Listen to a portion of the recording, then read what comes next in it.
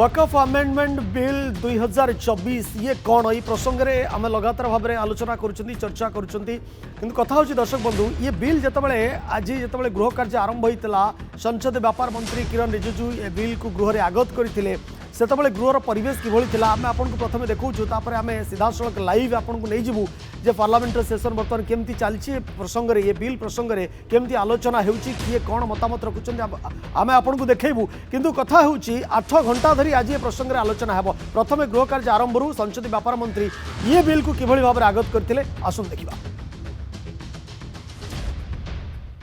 I rise to move the motion for consideration of the Waqf Amendment Bill 2025 and Mussalman Waqf Repeal Bill 2024।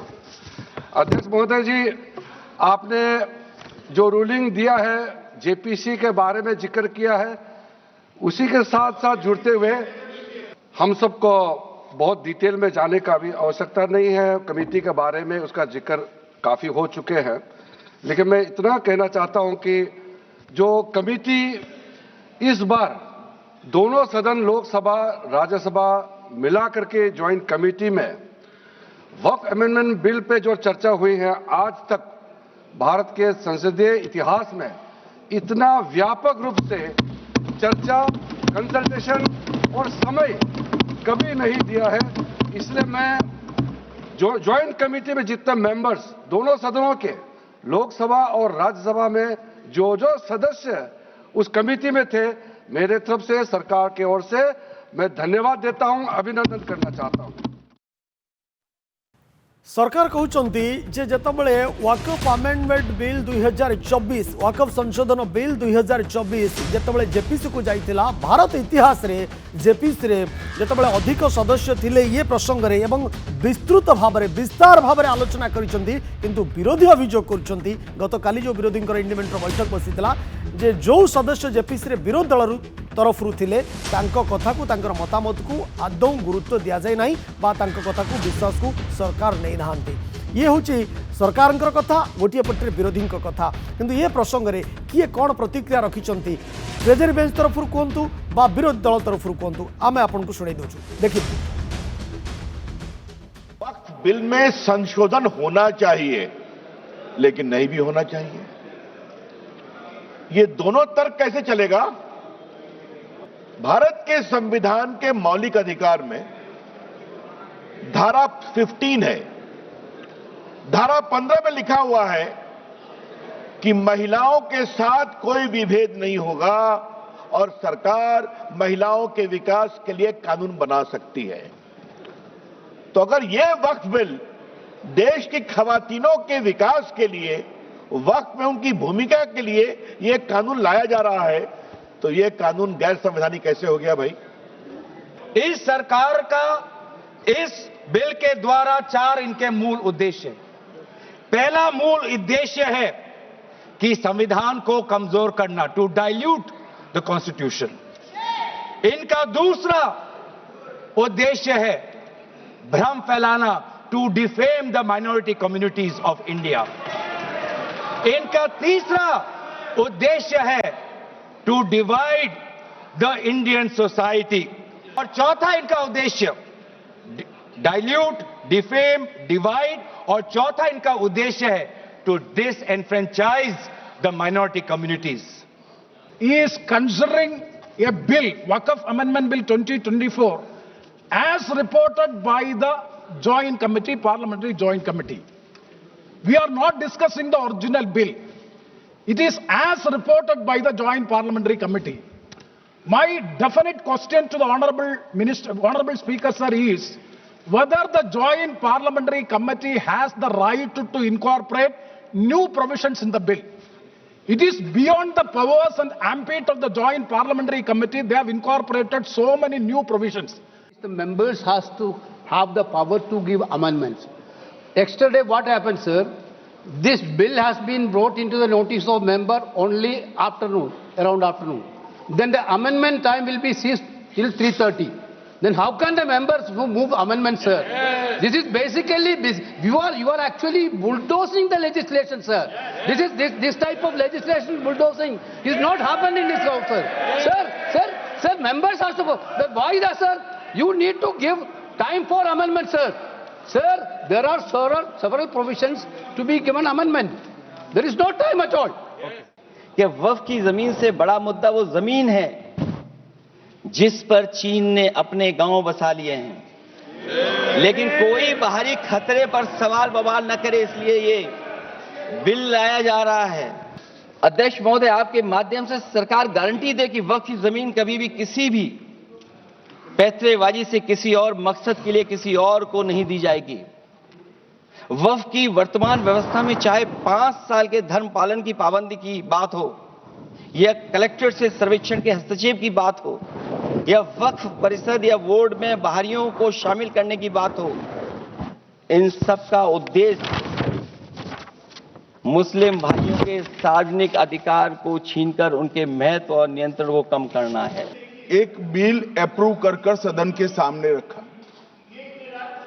आपके द्वारा ये bill joint parliamentary committee को दिया गया, जिसका विपक्ष का भी बड़ा आग्रह था। कमेटी ने इस पर सुविचारित रूप से अपना मत प्रकट किया। वो जो मत प्रकट हुआ, वो मत फिर से कैबिनेट के सामने गया। कमेटी के जो सुझाव थे, ये भारत सरकार की कैबिनेट ने स्वीकार किए और अमेंडमेंट के रूप में किरण रिजिजू जी लेकर आए। The Waqf is an institution for religious and charitable purpose. The Muslim have constitutional right to manage its own affairs in the matter of religion because Waqf property belongs to Allah. They have also the right to administer such property. The purpose of the bill is a clear breach of the right of the Muslims to perform their religious duty, to manage their religious affairs, and therefore completely in violation of Article 26 of the Constitution of India. आपण देखुले Samajwadi party, Bharatiya Janata party, Trinamool Congress, आम तमिलनाडु ए राजा DMK सदस्य, ये समस्त प्रतिक्रिया आम शुणुलु। सीधा सड़क आम आपन को नहीं जीवु। पार्लियामेंट सेशन बर्तमान चली लाइव आम आपन को देखबू, किंतु कथा होची जेतेबेले सरकार कहउचंती जे ये प्रसंग रे जेपीसी रे विस्तृत भाव में आलोचना चली, सेतेबेले विरोधी कहउचंती जेपीसी रे भाग नैथिबा बा अंशग्रहण करथिबा विरोधी सदस्यंकर कोनोसी कथा को सरकार कर्णपात करि नाहंती, बा जेपीसी रे जेभଳି भाव में आलोचना हेबा कथा गोटे प्रसंग रे से भली आलोचना होई पारि नाही। किंतु किरण रिजिजू कथा कहते जे भारत इतिहास रे जेपीसी रे सबुठ अधिक सदस्य प्रसंग रे थिले एवं विस्तृत भाव में दीर्घ दिन धरी ये प्रसंग आलोचना होती। दर्शक बंधु, आपणकर मन थी पूर्वर गणमाध्यम सामने विरोधी सदस्य माने निजर क्षोभ प्रकाश करते जेपीसी बैठक बसुला, ये बैठक को किसी विरोधी सदस्य आसुन कारण से असंतोष प्रकाश करते प्रसंग में। विरोधी गोटे कथा कहते आमको सरकार विश्वास को नहीं नांती, आमर मतामत को गुरुत्व दि जाए ना, किंतु आज जितेबाला वाकफ अमेंडमेंट बिल 2024 आगत होता संसद व्यापार मंत्री आगत करते प्रसंग में आलोचना चली, या जोरदार विरोध कर इंडिमेंट ये प्रसंग में किभली भाव में यार रूपरेख बिल कौन रोचे, सरकार तरबरिया भाव या पारित कर पुणी थे जेपीसी को पठा जाऊँगी, पुणी थे दीर्घ समय व पर्याप्त समय निर्धारित करा प्रसंग आलोचना ये तमाम प्रसंग पर आम नजर रही। बर्तमान आम आपको सीधा सड़क पार्लियामेंट को नहीं जाऊँ, संसद गृह को नहीं जाऊँ, किभली भाव में चली आलोचना आसुन देखा। 4 to 5% of government jobs and less than 3% in corporate employment. Their high dropout rates in secondary and higher education adds to their struggles, preventing their upward mobility, madam. Madam, there is a need to take care of their welfare and uplift the lives of the minorities. In the light of these challenges, the presence of the vast Waqf properties valued at over 1.2 lakh crores of rupees and covering approximately 36.18 lakh acres presents an opportunity for economic and social transformation, madam. However, these properties have largely been underutilized due to administrative inefficiencies and mismanagement, and several times with malafide intentions. Our party firmly believes that these resources must be used for the welfare of the Muslim community, particularly the women, the youth, and the downtrodden, madam. Madam, there is a need to take care of welfare and the upliftment of the lives of the minorities. In support of this vision, we are the first party that advocated for the establishment of the Joint Parliamentary Committee. The functioning of the Joint Parliamentary Committee has been both extensive and transparent.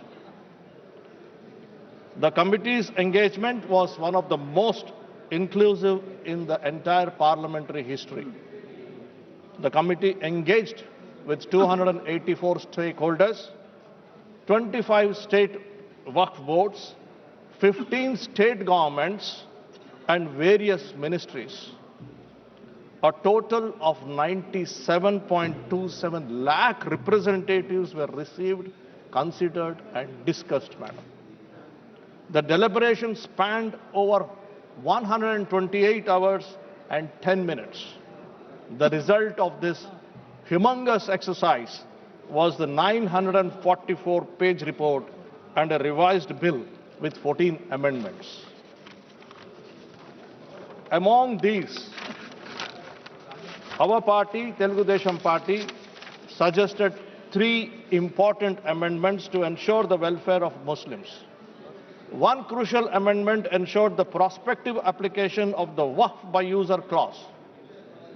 This means that all existing Waqf properties registered under this provision will remain protected, even without a Waqf deed. By ensuring this amendment, the TDP safeguarded the interest of the Muslim community and ensured that their properties shall remain intact. Our property, madam, also played a pivotal role in strengthening state authority regarding disputes over wrongful claims by the Waqf boards. We moved an amendment replacing the district collector with a designated officer above the rank of the collector to handle such disputes. This amendment empowered state governments to appoint a higher ranking officer, ensuring a more robust and fair and broader and larger resolution process, because we feel, madam, that there is a need to take care of the welfare and upliftment of the minorities. The TDP also proposed an amendment to extend the timeline for uploading Waqf property documents on the central portal. Originally, the bill required registration within 6 months, but recognizing practical challenges, we pushed for an extension. The JPC accepted, we are thankful, our proposal, allowing the Waqf Tribunal to grant extensions in selected cases where valid reasons for delay exist. This ensures that all Waqf properties have sufficient time for proper registration. All this, madam, we do because we still feel that there is a need to take care of welfare and upliftment of the lives of the minorities. The TDP has put in effort to safeguard the Muslim interest and ensure their welfare. The YSRCP has merely played politics instead of working for the true development of the minorities in the state. Their representative on the JPC has attended just 18 of the 38 JPC meetings, whereas our party has attended close to 90% of the meetings to protect the rights of the minorities. They have treated Muslims as nothing more than a word bank, while we see them as an integral community that deserves protection and upliftment. The TDP's role in shaping this bill shows our commitment for Muslim and minority welfare. Ensuring the welfare of minorities has always been the top priority since the formation of our party, madam. Under the leadership of our founder, Sri N.T. Ramarao Garu, in 1985, TDP established Minorities Finance Corporation, the first of its kind in India to provide financial assistance and business opportunities to Muslims. Under the visionary leadership of Sri Chandrababu Naidu Garu, welfare, upliftment, empowerment for the minorities has always remained a priority for the Telugu Desam Party. Madam, on 25 July 2002, Dr. APJ Kalam was sworn in as the 11th President of India. Please recall that our Honorable Chief Minister, Sri Nara Chandrababu Naidu, proposed his name. Again, ma'am, in 1991, Sri Laljan Pasha Ji has been elected as Honorable Member of Parliament to this House. In 1996, TDP declared Urdu as a second official language under the leadership of CM Chandrababu Naidu Ji, improving educational and administrative opportunities for Muslims. In 1998, TDP established Maulana Azad National Urdu University in Hyderabad, one more university in Kurnool. In 2001, TDP established Hajj House in Hyderabad, one more in Vijayawada, and also launched air travel facilities. We introduced Ramzan Tofa scheme, providing financial assistance to 10 lakh Muslim families annually, spending 50 to 60 crore each year. Provided monthly salaries to imams and mozams ranging from 5,000 to 10,000. Spent 4,000 crores on minority welfare programs between 2014 and 2019. Introduced Dulhan scheme, offering financial aid of 163 crores to 32,722 brides. Started foreign education scheme, providing 10 lakh each to 500 Muslim students annually. Held job fairs distributing 113 crore scholarships to 5 lakh Muslim students. Invested 31.64 crores in post-matric scholarships for more than 39,000 Muslim students. In conclusion, Madam, why we did all this? Because we strongly believe that there is a need to take care of the welfare and upliftment of the minorities. In conclusion, the Telugu Desam Party has always stood by the welfare and upliftment of the Muslim community, ensuring their rights and development. In line with this commitment, I urge the government to consider providing flexibility to the state governments in deciding the composition of the Waqf boards. Given that Andhra Pradesh has already enacted the Andhra Pradesh Charitable and Hindu Religious Institutions Endowments Act 1987, permitting religious autonomy. Providing states the power to determine composition of the Waqf boards will ensure the welfare of the Muslim community. This step will ensure the TDP's dedication to the inclusive growth and welfare of the communities.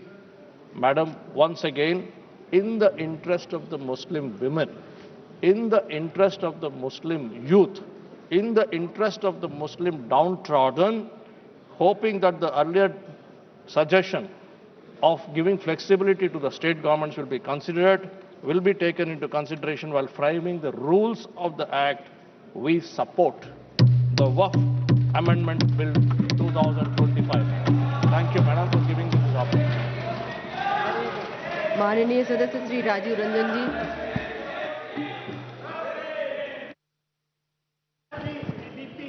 अरे हाँ याच्यानंतर तुम्ही ना क्या setting हुआ? आपका sources अच्छे नहीं, आपका सोर्सेस अच्छे नहीं। सभापति महोदय, वक्फ संशोधन विधेयक 2025 पर चर्चा हो रही है और चर्चा के प्रारंभ से ही ऐसा माहौल बनाने का प्रयास किया जा रहा है कि जैसे यह कोई वक्फ संशोधन विधेयक जो है ये मुस्लिम विरोधी है। और यह आज से नहीं है। जब ये वक्फ संशोधन विधेयक इस सदन में पेश हुआ था, जेपीसी में जाने के पहले कब से ये नैरेटिव बनाने का प्रयास किया जा रहा है पूरे देश में, और पूरे देश का माहौल खराब किया जा रहा है, यह बता के कि यह मुसलमान विरोधी है। कहीं से ये मुसलमान विरोधी नहीं है, कहीं से मुसलमान विरोधी नहीं है। क्या है वक्फ? वक्फ कोई मुस्लिम संस्था है क्या? वक्फ एक तरह का ट्रस्ट है, जो ट्रस्ट मुसलमानों के हक में काम करने के लिए बनाया जाता है। मुस्लिम कोई धार्मिक संस्था नहीं है वक्फ। ऐसा नैरेटिव बनाया जा रहा है जैसे यह कोई मुसलमान, हां उस ट्रस्ट को यह हक है, उस ट्रस्ट को यह अधिकार होना चाहिए कि वो मुसलमान समुदाय के हर वर्ग के साथ, चाहे वो महिला हो, पुरुष हो, गरीब हो, अमीर हो, पिछड़े हो, अति पिछड़े हो, सभी वर्ग के लोगों के साथ न्याय करे, जो नहीं हो रहा है। क्या है वक्फ? वक्फ तो एक धार्मिक संस्था नहीं है, विनियामक है और प्रशासनिक निकाय है जो मुसलमानों के हक के लिए काम करती है। आज उसको नैरेटिव बनाया जा रहा है। क्यों नैरेटिव बनाया जा रहा है? आप मोदी जी को कोस रहे हैं। अरे भाई, मोदी जी का चेहरा अगर आपको पसंद नहीं आता है तो मत देखिए मोदी जी की तरफ, उनके अच्छे काम का प्रशंसा करिए, यही काम करिए। लेकिन मोदी जी ने जो आज काम किया 2013 में, जो आपने पाप किया था, उस पाप को समाप्त करके आज मोदी जी ने पारदर्शिता लाने का काम उसमें किया है। आपको क्या दिक्कत हो रहा भाई? हाँ, ये अलग बात है कि आपको मोदी जी पसंद नहीं है तो नहीं है, तो मत रहे, लेकिन देश की जनता मोदी जी को पसंद करती है और इसलिए मोदी जी पारदर्शिता के साथ समाज के हर तबके के लिए काम करने का काम करते हैं। ये पाप आपका है और आपके उस पाप को आज मोदी जी ने आपके चंगुल से, उस गिरोह से निकाल के आम मुसलमानों की तरफ उसको फेंक दिया है, उसके काम करने के लिए। तो ये आपको खराब लग रहा है? क्यों खराब लग रहा है भाई? ये खराब लगने की कोई चीज तो है नहीं। आप मुसलमानों के कल्याण के विरोधी हैं क्या?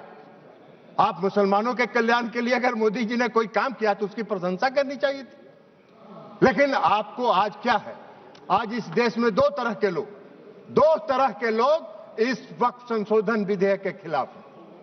एक वैसे लोग जो अपने वोट के लिए धार्मिक मामलों का इस्तेमाल करते हैं, वो इसके विरोध में हैं और वो इसके विरोध में माहौल खड़ा कर रहे हैं। और दूसरे वैसे लोग हैं जिनका इस पर वक्त पर कब्जा था, वो अपने कब्जे को चंगुल से जाते हुए देखकर आज इसके विरोध में खड़ा है। क्या है भाई? क्यों विरोध कर रहे हैं भाई? इस संशोधन के विरोध का क्या कारण है? कोई कारण नहीं है। वक्फ का जो पूरा कार्यकलाप है, वक्फ का जो पूरा वर्किंग है, उस वर्किंग में तो कहीं से इस संशोधन में हस्तक्षेप करने का कोई अधिकार नहीं है। लेकिन अगर वक्फ के कार्यकलाप में हम कोई हस्तक्षेप नहीं कर रहे हैं, लेकिन हम वक्फ का जो आमदनी है, वह आमदनी सही मामलों में मुसलमानों के लिए खर्च हो, इस पर नजर रखने के लिए हम इसमें संशोधन लेके आए। आपको क्या दिक्कत नजर आ रहा है इसमें? इसलिए कि आपको लग रहा है कि नजर में तो आप चढ़ जाएंगे, नजर में तो आपके चढ़ जाएंगे, अब आपका वो चलेगा नहीं जो गिरोह आपका कब्जा में था। मुसलमानों के हक में काम होगा, बेहतर प्रबंधन होगा, धन के दुरुपयोग को रोका जा सकेगा और सिर्फ उसके कार्यकलाप पर निगरानी रखने का तंत्र विकसित किया जा रहा है। इसमें आपको कोई विरोध का आधार नहीं है। और ये नैरेटिव अगर आप बना रहे हैं पूरे देश में, तो अपने लाभ के लिए, अपने राजनीतिक लाभ के लिए, अपने वोट के लिए आप इसका इस्तेमाल कर रहे हैं।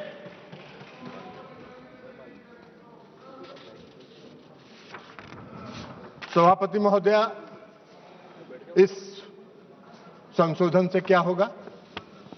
इस संशोधन से सबसे बड़ा फायदा क्या है?